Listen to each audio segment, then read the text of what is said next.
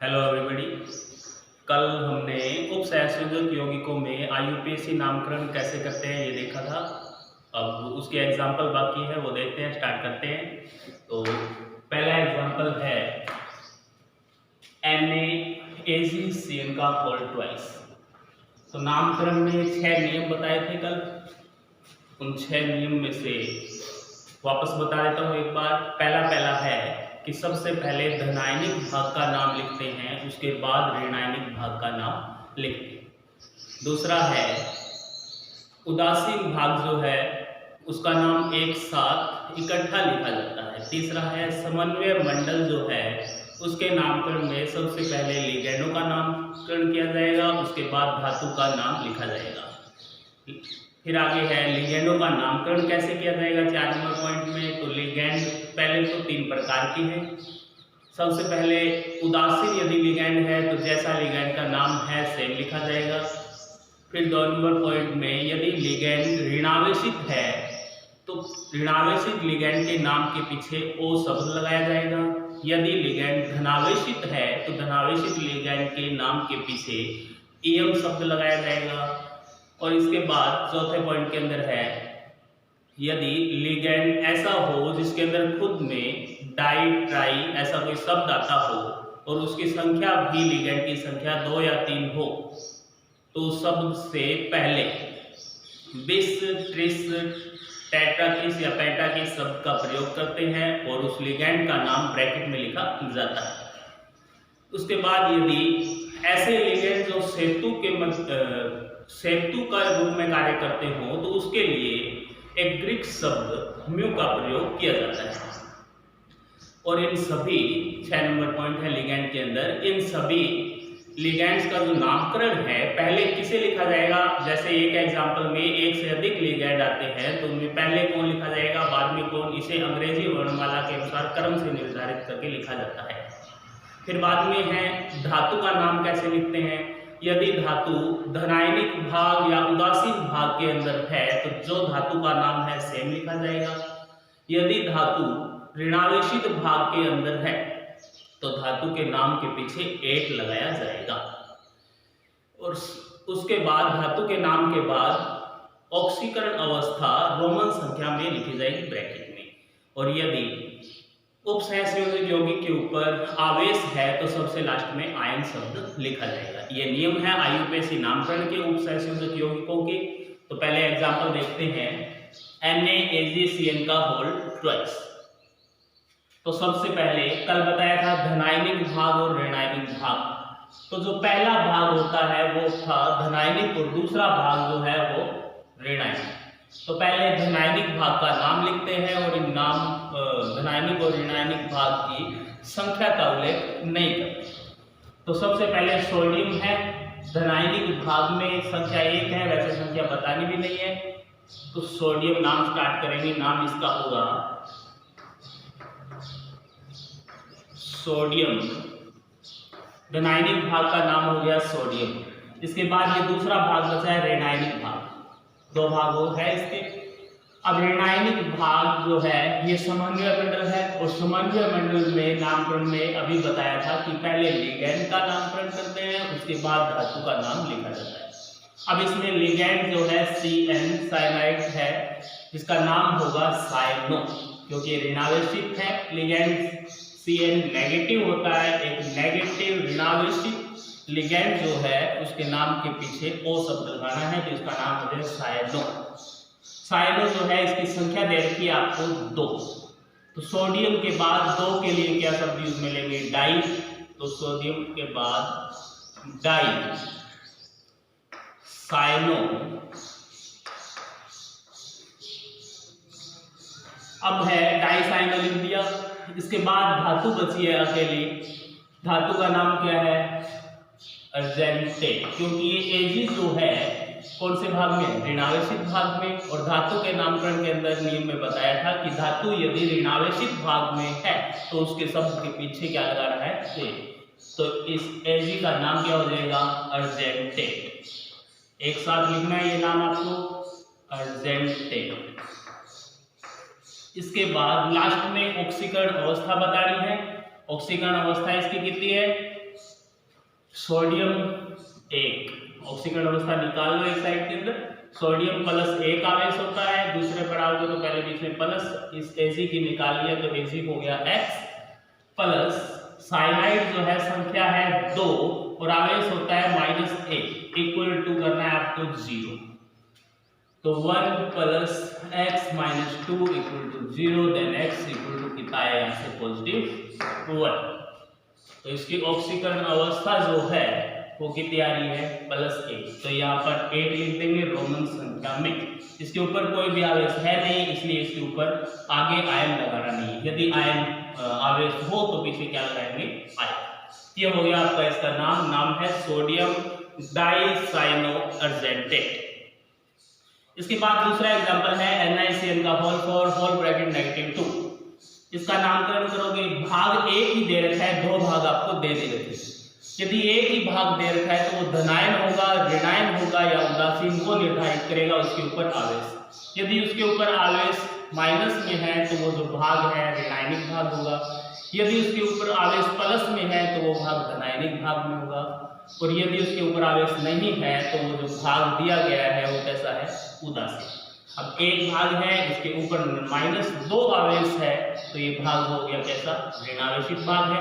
और ऋणायन का जो नामकरण करना है, और ऋणायन जो है होल ब्रैकेट में बंद है तो ये समन्वय मंडल है, और समन्वय मंडल के नामकरण में पहले नाम किसका लिखा जाएगा लिगैंड का। लिगैंड की संख्या कितनी है 4, तो 4 के लिए क्या शब्द यूज में आएगा टेट्रा। टेट्रा सेम वही साइनाइड है, साइनो क्योंकि ऋणावेशित भाग लिगैंड है, तो टेट्रा साइनो। अब निकल है ऋणावेशित भाग में है तो निकलेट कर देंगे इसका नाम, टेट्रा साइनो निकलेट। अब इसकी लिखी जाएगी ऑक्सीकरण अवस्था। ऑक्सीकरण अवस्था निकालेंगे तो निकल के निकालिए, निकल का मान लिया X प्लस साइनाइड की संख्या है 4 N2, आवेश होता है -1 इक्वल टू, ऊपर आवेश -2 है तो -2 करेंगे तो यहाँ से x का मान अपने पास कितना आएगा माइनस, इस साइड जाएगा तो प्लस, तो x का मान आएगा +2। तो इसकी ऑक्सीकरण अवस्था निकल गई, यहाँ +2 है तो यहाँ पर लिख देंगे कितनी 2। अब इसके बाद लास्ट में इसके ऊपर माइनस में आवेश दे रखा है तो लास्ट में आपको लगाना पड़ेगा शब्द आयन। ये हो गया इसका नाम NaCN का होल फॉर होल ब्रैकेट -2 का टेट्रासाइनो निकलेट सेकंड आयन। इसके बाद एग्जांपल है CrF6 होल ब्रैकेट -3। सेम वही है, एक भाग है समन्वय मंडल है जिसके ऊपर आवेश दे रखा है माइनस में, तो ये ऋणावेशित भाग है। अब ऋणावेशित भाग है तो नामकरण करेंगे समन्वय मंडल में, पहले लिगैंड का नाम लिखा जाएगा और लिगैंड इसमें है फ्लोरीन। फ्लोरीन जो है, अब इसके पीछे शब्द O लगाना है क्योंकि ऋणावेशित F जो है वो भी F नेगेटिव के रूप में होता है, -1 आवेश है इस पर, तो इसका नाम होगा फ्लोरो। संख्या इसकी है 6 और 6 के लिए शब्द यूज में लिया जाता है हेक्सा। हेक्सा फ्लोरो Cr है क्रोमियम। क्रोमियम जो है ये ऋणावेशित भाग में है इसलिए इसके पीछे क्या लगाएंगे 8, तो नाम हो जाएगा क्रोमेट। क्रोमियम से क्या बन जाएगा क्रोमेट।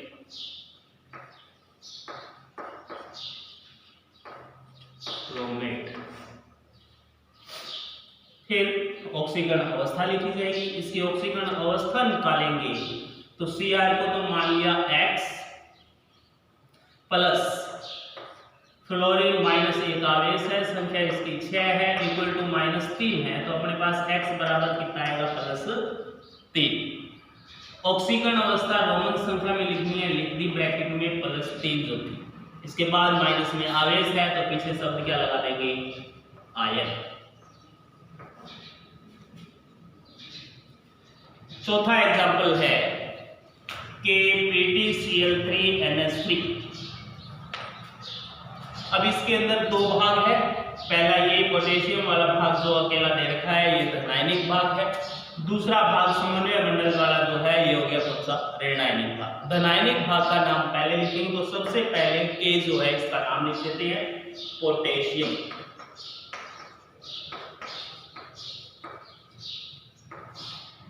पोटेशियम लिख लिया।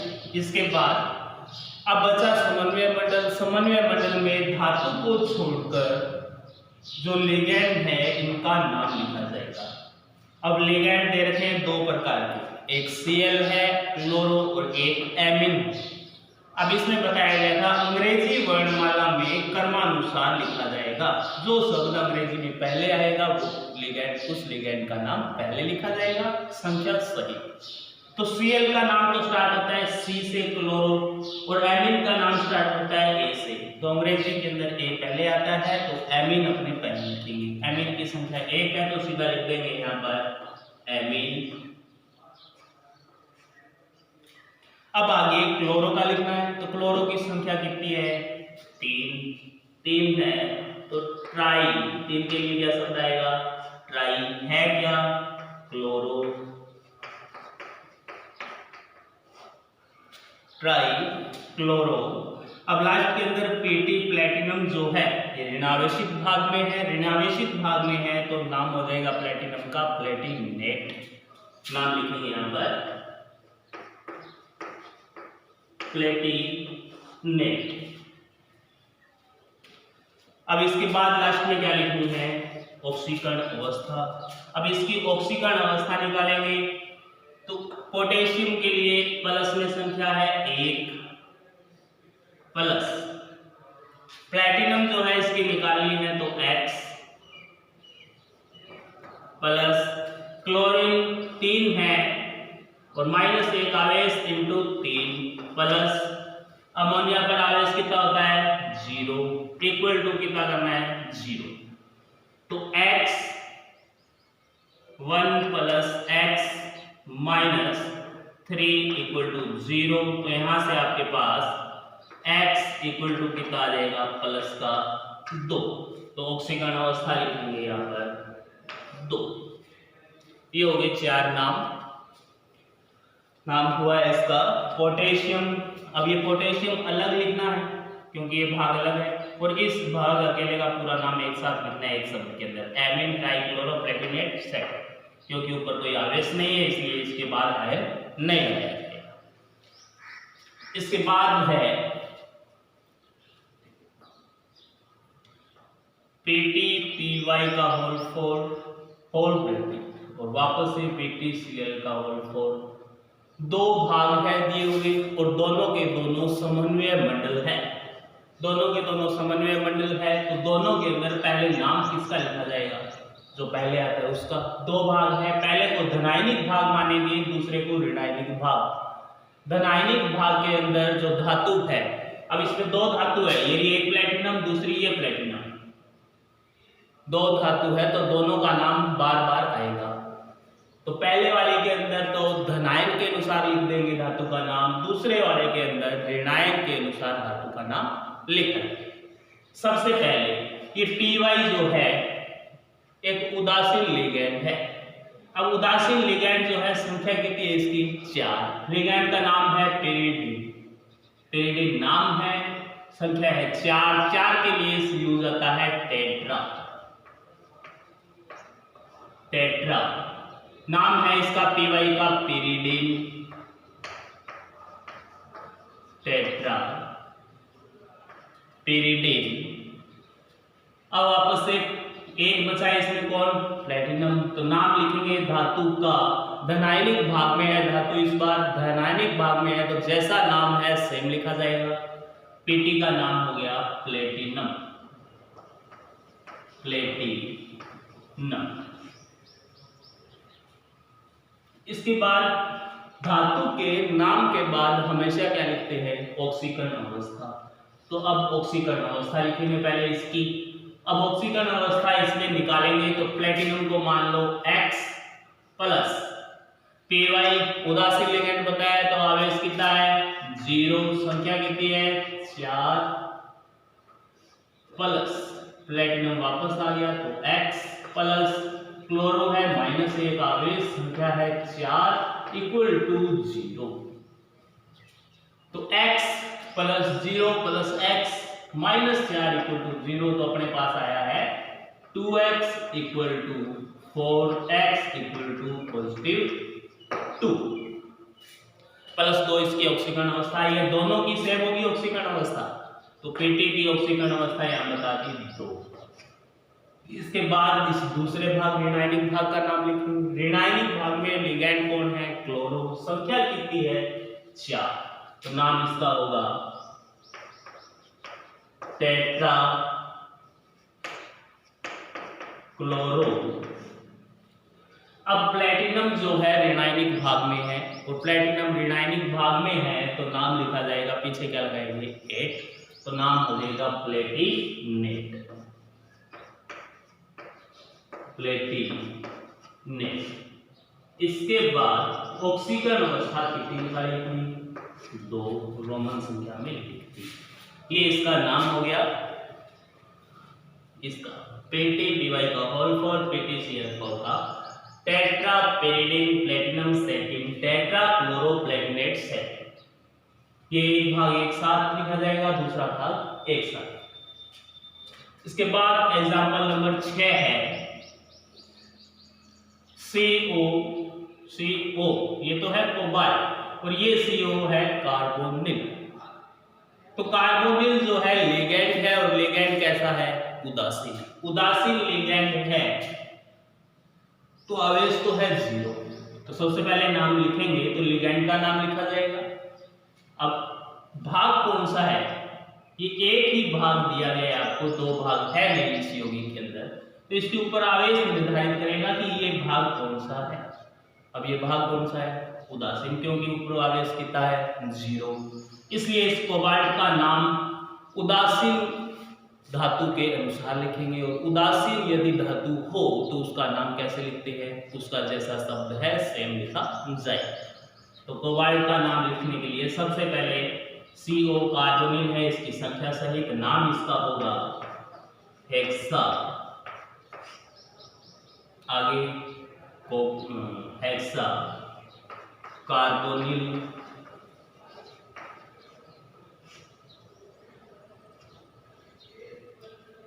CO उदासीन है तो सेम नाम लिखना है, तो नाम इसका है कोबाल्ट।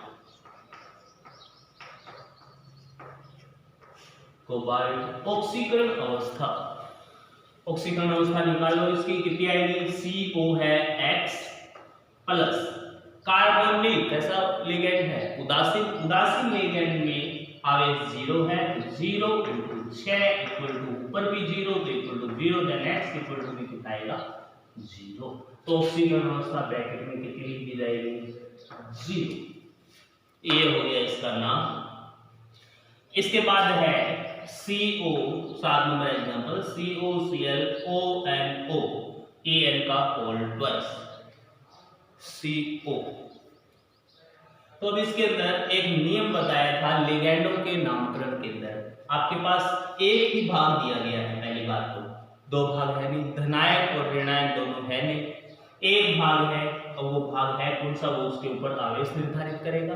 आवेश है धनायन, धनायन 1 है प्लस, तो ये भाग कौन सा हो गया? धनायनिक भाग।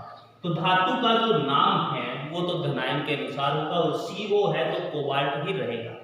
अब इसके बाद लिगैंड है, एक तो Cl, एक तो लिगैंड है Cl, एक लिगैंड है ONO, एक लिगैंड है En, इसकी संख्या दे रखी आपको 2। Cl का नाम है क्लोरो, तो C से स्टार्ट होगा, CHLOR2। ONO का नाम होगा नाइट्राइटो, NITRITO, नाइट्राइटो। और En का नाम है एथिलीन डाइएमीन। En का नाम बताया था, पहले बताया जा चुका है। ये En का नाम है एथिलीन डाइएमीन। तो संख्या दे रखी है इसकी 2, और इसके नाम के अंदर भी शब्द क्या आ गया? डाई। तो ऐसा एक नियम बताया था कि यदि किसी लिगैंड के नाम में डाई आए और उसकी संख्या यदि 1 से अधिक हो तो उसकी संख्या दर्शाने के लिए बिस, ट्रिस, टेट्राकिस, पेंटाकिस ऐसे शब्दों का यूज किया जाएगा। बिस 2 के लिए, ट्रिस 3 के लिए, टेट्राकिस 4 के लिए, पेंटाकिस 5 के लिए। तो सबसे पहले नाम लिखेंगे, तो नाम लिखा जाएगा इन लिगैंड्स का अंग्रेजी वर्णमाला क्रमानुसार। और अंग्रेजी में इन तीनों में एक तो है ई, एक है एन, एक है सी। सी आएगा 1 नंबर पर। तो सबसे पहले सी का नाम लिखा जाएगा। नाम स्टार्ट करेंगे तो नाम के अंदर सबसे पहले है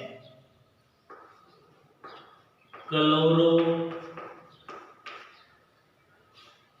एक ही भाग है तो एक साथ समझ लो क्लोरो, ये लिख दिया। संख्या कितनी है 1, तो संख्या बताई मैंने, 1 बताने की जरूरत नहीं। इसके बाद एन और ई में से पहले आएगा ई, तो अब इसके नाम में भी आ गया डाई, तो इस नाम को लिखा जाएगा ब्रैकेट में और इसके नाम से पहले क्या लगाना है आपको, संख्या दर्शाने के लिए 20। तो नाम लिखेंगे क्लोरो और संख्या है 2, 2 दर्शाने के लिए क्या लगाया गया यहाँ पर 20, क्लोरो 20। अब ब्रैकेट में क्या लिखना है यहाँ पर पहले, ये जो एन है इसका नाम, और इसका नाम क्या बताया गया है एथिलीन डाइएमीन, एथिलीन डाइएमीन, एक साथ लिख दिया नाम। इसके बाद ये बचा है ONO, ONO का नाम क्या है नाइट्राइटो, संख्या एक ही है नाइट्राइटो। लिगैंड का नाम हो गया क्लोरो, लिख लिया 20, क्लोरो 2 संख्या के लिए 20, एथिलीन डाइएमीन, ONO का आ गया नाइट्राइटो। अब नाइट्राइटो के बाद है कोबाल्ट का नाम, और धनायनिक भाग है तो नाम क्या लिखेंगे इसका कोबाल्ट, क्या नाम आएगा कोबाल्ट।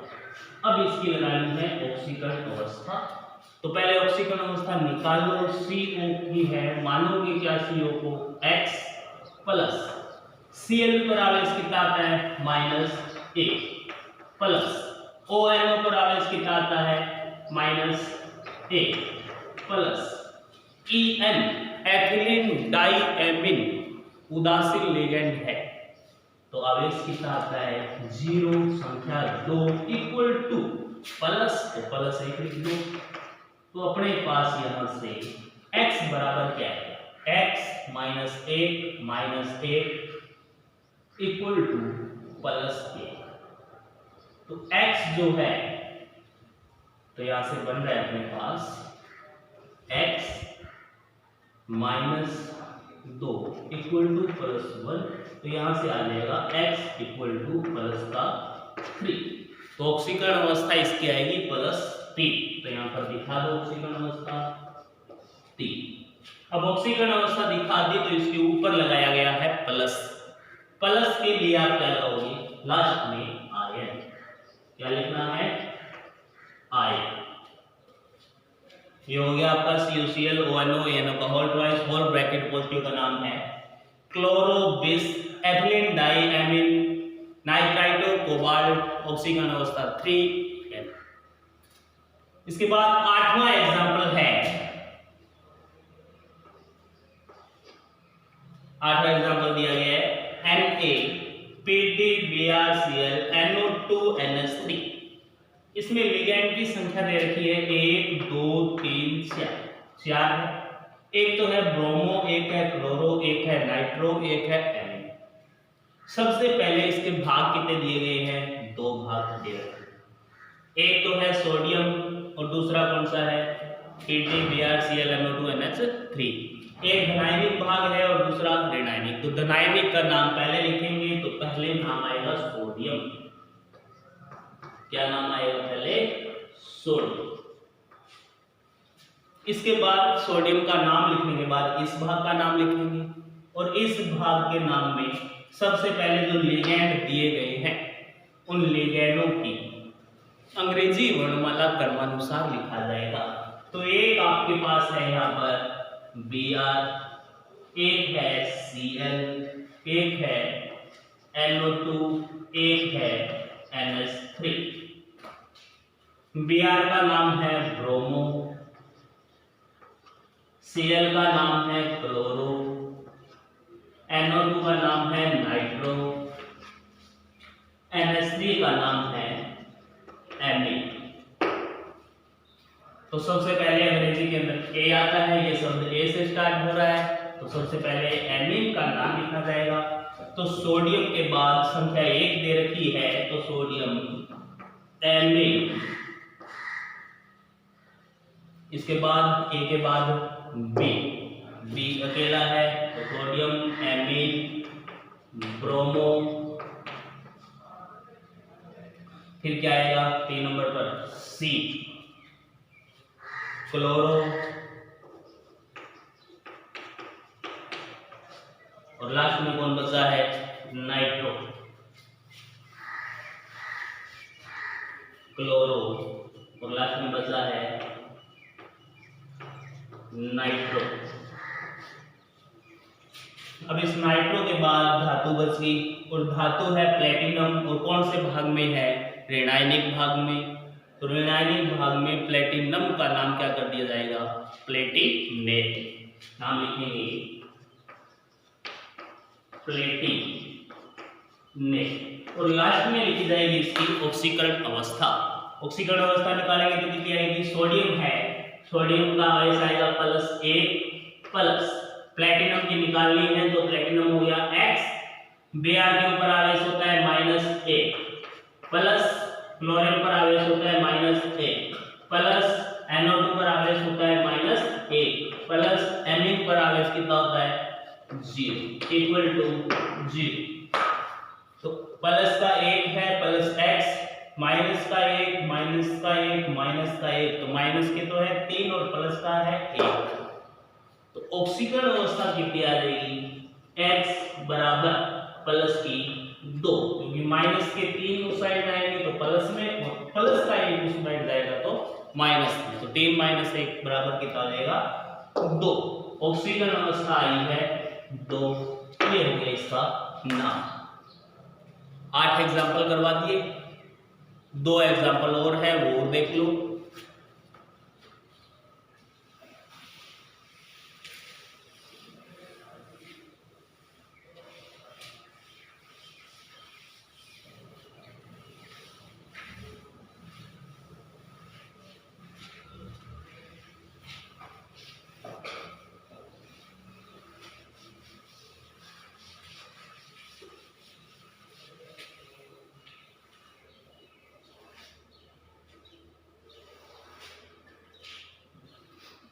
दो एग्जाम्पल और है, एक तो 9 नंबर एग्जाम्पल है Cu H2O का होल ट्वाइस, NH3 का होल 4, SO4। तो इसका नाम लिखेंगे, तो पहली बात तो 2 भाग, तो समन्वय मंडल जो है इस बार रासायनिक भाग है, और ये लास्ट में आपके पास आ गया सल्फेट SO4।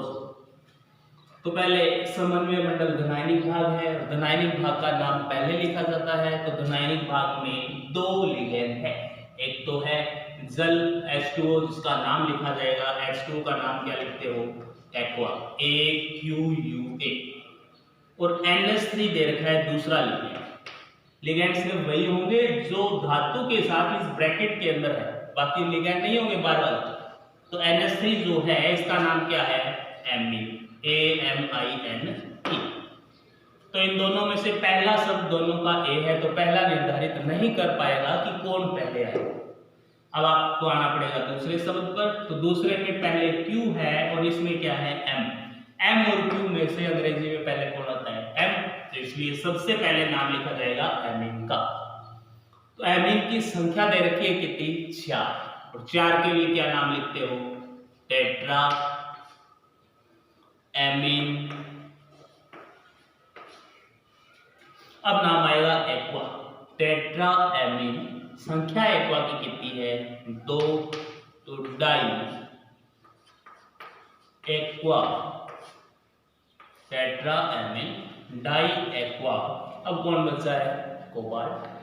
कोबाल्ट इसलिए लिखेंगे क्योंकि धनायनिक भाग में है, अगर ये ऋणायनिक भाग में होता तो इसे कर देते कोबाल्टेट। अब धनायनिक भाग में है तो नाम रहेगा इसका कोबाल्ट। और धातु के नाम के बाद हमेशा क्या लिखते हैं ऑक्सीकरण अवस्था। इसकी ऑक्सीकरण अवस्था निकालेंगे तो कॉपर को मान लिया X प्लस H2O कैसा लिगेंड है H2O उदासीन लिगेंड है, आवेश 0 इनटू संख्या कितनी है 2 प्लस एमिन जो है कैसा लिगेंड है उदासीन 0 इनटू 4 प्लस SO4 सल्फेट, इस पर आवेश कितना होता है -2 इक्वल टू पूरे पर आवेश कुछ भी नहीं है तो 0, तो X plus 0 plus 0 minus 2 equal to 0, then X equal to +2। तो इसकी ऑक्सीकरण अवस्था ये 2 जो रोमन संख्या में लिखी है। अभी तक नाम यहां तक लिखा है, तो SO4 का नाम क्या है सल्फेट, तो इसका नाम लिख देंगे लास्ट में और वो है सल्फेट।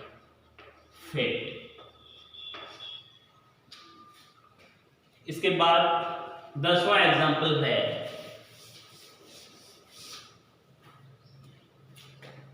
एग्जांपल नंबर 10 है H2O का whole 4 CO NH2 NO2 CO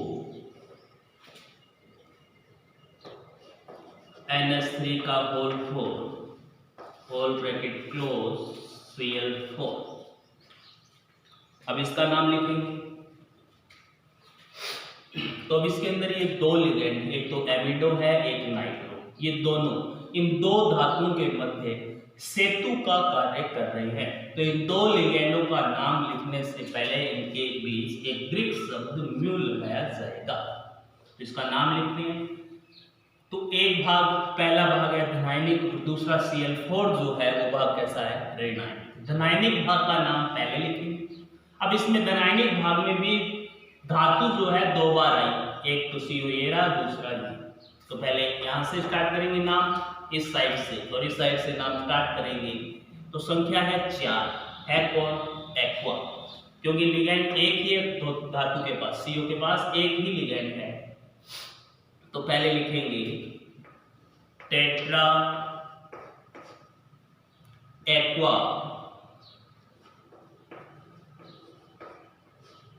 अब आगे या इन तीनों में देखा जाए, अब ये कौन सा है एमिडो और ये कौन सा है नाइट, तो अब ये नाम लिखा जाएगा क्यों, क्योंकि ये सेतु का है तो इस साइड से स्टार्ट हुई, अब यही लिखा जाएगा।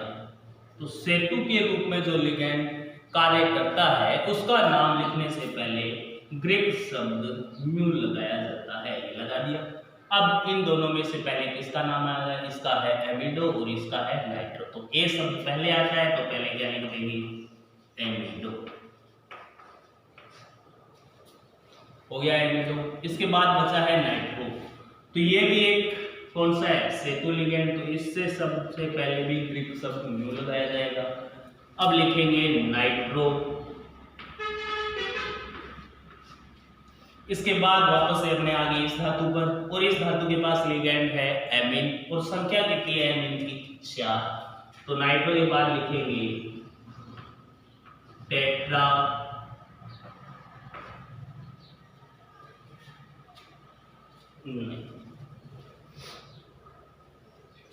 बीच में धातु का नाम रह गया इसके अंदर,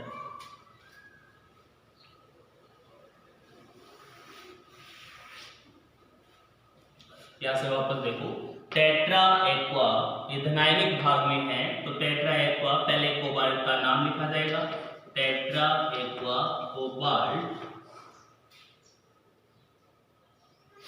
इसके बाद म्यू, फिर इसका नाम आएगा एमिडो, फिर आएगा नाइट्रो, क्योंकि ये भी एक सेतु लिगेंड है, म्यू नाइट्रो। अब आएंगे अपने इस धातु पर, तो इससे पहले लिगेंड लिखे जाएंगे। लिगेंड है 4 के लिए आएगा टेट्रा एमीन। इसके बाद ये धातु है, वापस से क्या है धातु, कोबाल्ट, ऑक्सीकरण अवस्था यहां भी लगानी है और यहां भी लगानी है, दोनों जगह की ऑक्सीकरण अवस्था निकालनी पड़ेगी। तो ऑक्सीकरण अवस्था लगाएंगे, वो बाद में लगा देंगे। और लास्ट में क्या नाम है, क्लोरो। तो इसके बाद लिखा जाएगा क्लोरो। तो यहाँ पर बीच में अब क्लोरो की संख्या 4 नहीं बतानी, क्योंकि कल बताया था धनायनिक भाग और ऋणायनिक भाग की संख्या नहीं बताते। इस होल ब्रैकेट के नीचे कोई संख्या होती तो वो नहीं बताते। अब इसके नीचे 4 है तो ये भी नहीं बताते। अब इनकी ऑक्सीकरण अवस्था निकाल के यहाँ पर लिखने वाली बाकी है। तो ऑक्सीकरण अवस्था कल इस एग्जाम्पल की बताई थी, अब वापस देख लो। H2O, H2O जो है 0 आवेश है, संख्या है 4, प्लस कोबाल्ट की निकालनी है, कोबाल्ट को मान लिया X, प्लस NH2 एमिडो आवेश होता है इस पर -1, प्लस नाइट्रो पर भी आवेश कितना होता है -1, प्लस वापस से कोबाल्ट आ गया तो X मानोगे, प्लस NH3 पर आवेश कितना होता है 0 × 4, प्लस Cl पर आवेश कितना होता है 1 पर -1 × संख्या कितनी है 4 इक्वल टू होल पर आवेश कितना है 0। तो यहां से निकालेंगे तो ये 0 × 4 0 plus x plus minus -1 plus minus -1 plus x plus ये हो गया 0 प्लस माइनस -4 × 1 4 इक्वल टू 0।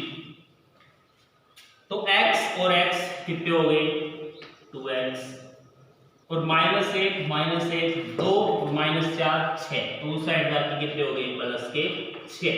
तो x बराबर कितना आ गया प्लस का 3।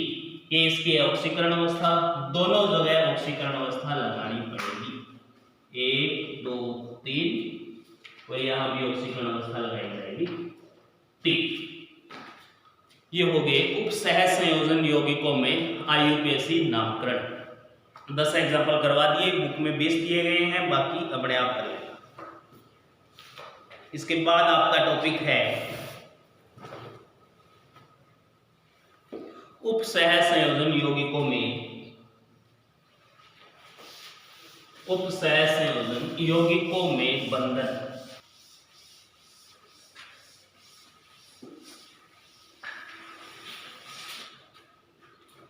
नेक्स्ट टॉपिक है उप सह संयोजक यौगिकों में बंधन। नेक्स्ट है उप सह संयोजक यौगिकों में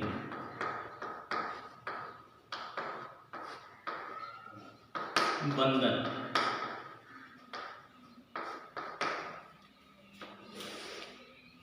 बंध का निर्माण उप सह संयोजन यौगिकों में कैसे होगा।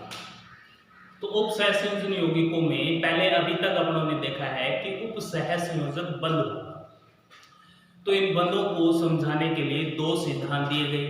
एक तो पहला है VBT वैलेंस बॉन्ड थ्योरी, संयोजकता आबंध सिद्धांत। दूसरी होगी क्रिस्टल फील्ड थ्योरी, क्रिस्टल क्षेत्र सिद्धांत। तो पहला है VBT valence bond theory. VBT के अंदर कुछ एग्जाम्पल है। तो सबसे पहले VBT जो है दी किसने, ये VBT है वैलेंस बॉन्ड थ्योरी संयोजकता आबंध सिद्धांत। इसे पोलिंग ने दिया। VBT को पोलिंग नामक वैज्ञानिक ने प्रतिपादित किया। इसके बाद इसके मुख्य बिंदु क्या है। सबसे पहले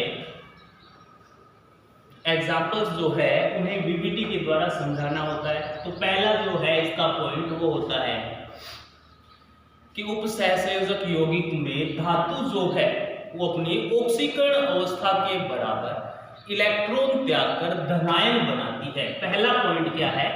धनायन का निर्माण करना, धनायन बनाना। वीबीटी वैलेंस बॉन्ड थ्योरी के अंदर सबसे पहला पॉइंट है, धातु जो है अपनी ऑक्सीकरण अवस्था के अनुसार, जितनी उसकी ऑक्सीकरण अवस्था है उसके अनुसार इलेक्ट्रॉन त्याग कर धनायन का निर्माण करेगी। जो धातु है वही बनेगी धनायन। दूसरा पॉइंट, अब धातु जो है अपनी समन्वय संख्या एवं संकरण के अनुसार रिक्त कक्षकों का निर्माण करती है। दूसरा पॉइंट क्या है? रिक्त कक्षकों का निर्माण, रिक्त कक्षकों का निर्माण। पहला पॉइंट धनायन बना लिया, दूसरा रिक्त कक्षकों का निर्माण। तीसरे पॉइंट में अब ये जो रिक्त कक्षक है, रिक्त कक्षक कौन से हो सकते हैं? S का हो सकता है, P का हो सकता है, D का हो सकता है, F इसमें नहीं आएगा अभी तक, S, P, D तीन के लिए तीसरी फ्यूज होगा। तो इन तीन कक्षकों का मिश्रण हो गया संकरण द्वारा। तीसरे पॉइंट में है कि ये जो रिक्त कक्षक है ये संकरण के अनुसार या संकरण द्वारा रिक्त संकृत कक्षकों का निर्माण करेंगे। रिक्त संकृत कक्षकों का निर्माण, कक्षकों का निर्माण। पहला पॉइंट धनायन बनाना, दूसरा रिक्त कक्षकों का निर्माण होगा, तीसरा जो रिक्त कक्षक है वो संकरण द्वारा रिक्त संकृत कक्षकों का निर्माण करेंगे। और चौथे पॉइंट में कि जो रिक्त संकृत कक्षक है ये लिगेंडों द्वारा लोन पेयर ग्रहण कर उपसहसंयोजक बंध बनाएंगे। यहां पर क्या करेंगे? बंध निर्माण। तो ये चार पॉइंट है मुख्यतः, और पांचवा एक और है जो इनमें उत्तर देने में काम आएगा कि यदि n-1d कक्षक उपयोग में आ रहा है, कौन सा? n-1d कक्षक उपयोग में आ रहा है तो वो बनेगा निम्न चक्रण संकुल। कौन सा होगा? निम्न चक्रण संकुल। दूसरा, यदि Nd कक्षक संकरण में उपयोग में आ रहा है, n तो क्या है? कोष की संख्या, कौन से कोष में चल रही है उसी में यदि वो उपयोग में आ रहा है या जिसमें चल रहे हैं उससे पहले वाला d कक्षक उपयोग में आ रहा है तो निम्न बनेगा, और यदि Nd कक्षक उपयोग में आ रहा है तो उच्च चक्रण संकुल का निर्माण होगा। उच्च चक्रण संकुल। तो पहले वीबीटी जो है इसकी पांच बातें हैं। सबसे पहले धनायन जो है ये धातु जो है अपनी ऑक्सीकरण अवस्था के अनुसार धनायन का निर्माण करेगी। अब धनायन निर्माण होने के बाद रिक्त कक्षकों का निर्माण होगा। फिर तीसरे में रिक्त कक्षक जो है आपस में विसरित होकर संकृत कक्षकों का निर्माण करेंगे। फिर ये जो संकृत कक्षक है लिगेंडों द्वारा लोन पेयर ग्रहण कर उपसहसंयोजक बंध का निर्माण करेंगे। यदि इस उपसहसंयोजक बंध निर्माण या संकरण में n-1d कक्षक भाग ले रहा है तो उस संकुल का नाम निम्न चक्रण संकुल होगा या आंतरिक चक्रण संकुल कह सकते हैं। और यदि Nd कक्षक उपयोग में आ रहा है तो उच्च चक्रण संकुल या बाह्य चक्रण संकुल कह सकते हैं। ये हो गए मुख्य पॉइंट इसके। इसके बाद है संकरण कौन कौन से हो सकते हैं इसके लिए। यदि आपकी समन्वय संख्या 4 है तो 4 के लिए या तो संकरण हो सकता है sp3, कैसे गिने जा सकते हैं? संख्या 4 है, एक तो s दे रखा है, p के ऊपर संख्या लगा रखी है 3, तो 3p और 1 s कुल मिला के 4, तो ये 4 समन्वय संख्या। 4 के लिए संकरण या तो sp3, और sp3 संकरण है तो उसकी ज्यामिति होगी चतुष्फलकीय। कैसी बनानी है? sp3 संकरण के लिए चतुष्फलकीय। और यदि समन्वय संख्या 4 है और संकरण यदि dsp2, अब इसमें भी संख्या गिन लो, एक d है, एक s है और p की संख्या लिखी है 2। यानी कक्षकों की संख्या दे रखी है, इतने कक्षक भाग लेंगे। 2p है, एक s है, एक d, तो 2 1 2 3 4 इसमें है। यदि समीकरण dsp2 हो तो ज्यामिति जो है वो बनेगी वर्ग समतलीय या वर्गाकार समतलीय। यहां लिख लेंगे वर्ग समतलीय। इसके बाद समन्वय संख्या यदि 6 है, अब इसमें एग्जांपल्स जो आएंगे अपने 2 के पढ़ेंगे। एक तो समन्वय संख्या 4 में बुक में है और एक समन्वय संख्या 6 के है। यदि समन्वय संख्या 6 है तो या तो समीकरण हो सकता है sp3d2 और या समन्वय संख्या 6 हो तो या समीकरण हो सकता है d2sp3। दोनों में सेम बात है। ये d2 जो है पहले लिखा गया है sp3d2, एक s 3p 3 और एक 4 और 2 6, 2 3 और 3 6।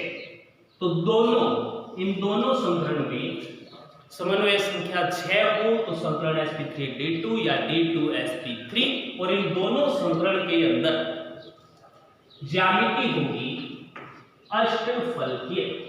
कौन सी होगी? अष्टफलकीय। दोनों के अंदर एक ही ज्यामिति आएगी, अष्टफलकीय। समीकरण अलग अलग होगा। अब इन समीकरण के अंदर जिस समीकरण में, इसमें तो d का उपयोग है नहीं, तो ये बाह्य चक्रण संकुल बनेगा हमेशा। sp3 समीकरण जिसमें आएगा वो संकुल हमेशा बाह्य चक्रण संकुल रहेगा, क्योंकि इसमें d है ही नहीं। d अगर अंदर की तरफ है, ये समीकरण जो लिखा गया है इसमें d है पहले लिखा गया, तो ये क्या बनेगा? आंतरिक चक्रण संकुल। अब इस समीकरण में sp3d2, ये d तो है लेकिन d बाहर की तरफ है, तो ये बनाएगा समीकरण बाह्य चक्रण संकुल, ये वाला, या उच्च चक्रण संकुल जिसे बोले। और यदि d2 जो d पहले आया है समीकरण, तो ये बनाएगा आंतरिक चक्रण संकुल या निम्न चक्रण संकुल। ये हो गए समीकरण के अनुसार समन्वय संख्या 4 और 6 में इनके ये समीकरण हो सकते हैं। अब इसके बाद आता है लिगैंड। लिगैंड जो है पीपीटी के अंदर वैलेंस बॉन्ड जो थ्योरी है, इस समझने के लिए या एग्जांपल करने के लिए लिगैंडों की जो क्षमता है वो पता होना चाहिए पहले। अब इसमें परबल क्षेत्र लिगैंड और दुर्बल क्षेत्र लिगैंड होंगे। परबल क्षेत्र लिगैंड वे होंगे जो युग्मन करवा सकते हैं इलेक्ट्रॉनों का, या जो लिगैंड रिक्त खाली कक्षकों का निर्माण करा सकते हैं वो तो होंगे परबल क्षेत्र लिगैंड, और या जो लिगैंड रिक्त कक्षकों का निर्माण नहीं करवा सकते वो कौन से होंगे? दुर्बल लिगैंड। परबल लिगैंड है एक है दुर्बल लिगैंड। परबल तो वे जो रिक्त कक्षकों का निर्माण करवा सकते हैं, और दुर्बल वे होंगे जो रिक्त कक्षकों का निर्माण नहीं करवा सकते। तो इसमें 2 प्रकार के लिगैंड है। बस एग्जाम्पल है इनके, याद रखने पड़ेंगे कि रिक्त कक्षक का कौन सा, ये दुर्बल लिगैंड कौन सा है और प्रबल लिगैंड कौन सा है।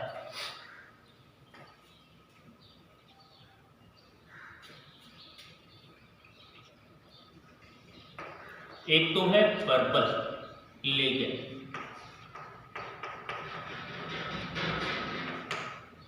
एक है दुर्बल लिगैंड।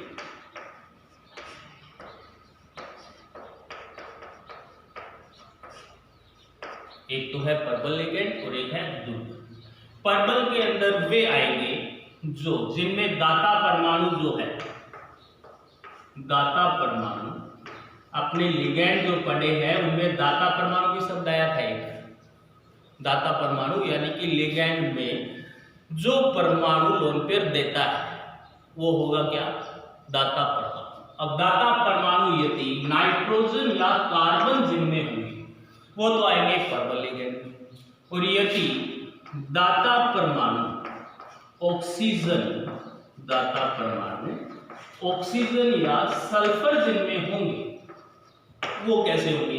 दुर्बल लिगैंड। अब इसके एग्जांपल्स है कुछ, वो देख लो।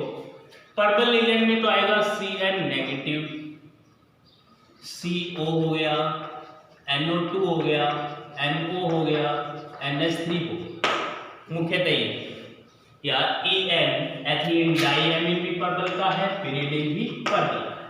अब दुर्बल ये याद रखने हैं सीधे के सीधे कि पर्पल लिगेंड एग्जांपल सोल्व हो जाएंगे इनसे कि जो Cn नेगेटिव यदि एग्जांपल में दिया गया है उपसय संयोजन यौगिक में तो Cn नेगेटिव जो है रिक्त कक्ष का निर्माण करवा लेगा।